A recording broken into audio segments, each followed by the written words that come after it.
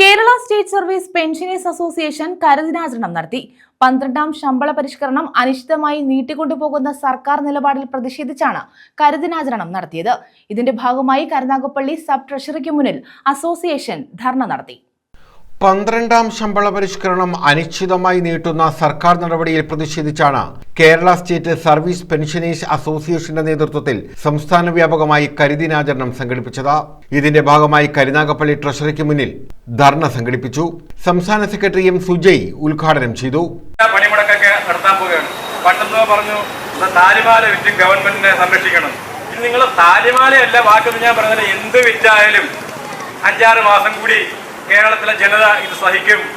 അത് കഴിഞ്ഞ് UDFന്റെ കാലം വരും, ജീവനക്കാരുടെ കാലം വരും, പെൻഷൻകാരുടെ കാലം വരും, ജനകീയ ജനാധിപത്യത്തിന്റെ കാലം വരും, ഉമ്മൻചാണ്ടിയുടെ കാലം വരും എന്ന് മാത്രം പറഞ്ഞുകൊണ്ട് നിർത്തുന്നു. നമസ്കാരം. സംസ്ഥാനത്തെ സർവീസ് പെൻഷൻകാർക്കും ജീവനക്കാർക്കും ജൂലൈ 1 മുതൽ നടപ്പാക്കേണ്ട പെൻഷൻ ശമ്പള പരിഷ്കരണം അടിയന്തരമായി നടപ്പാക്കണമെന്ന് അദ്ദേഹം ആവശ്യപ്പെട്ടു.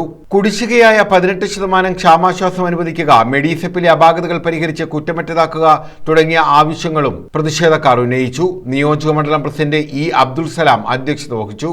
ജില്ലാ vice president H Mariyath Bibi, ജില്ലാ joint secretary R Rajasekharan Pillai, Latheef Ottathengil, professor R Raveendran Nair, Edavarambil Sreekumar, P Somanpillai, Muhammad Mustafa, S Sharmila, G Vinayan, Radhamani, Satheesan, Parimalam Vijayan, advocate S Gopalakrishnapillai തുടങ്ങിയവർ പങ്കെടുത്തു. News bureau, Karunagappally.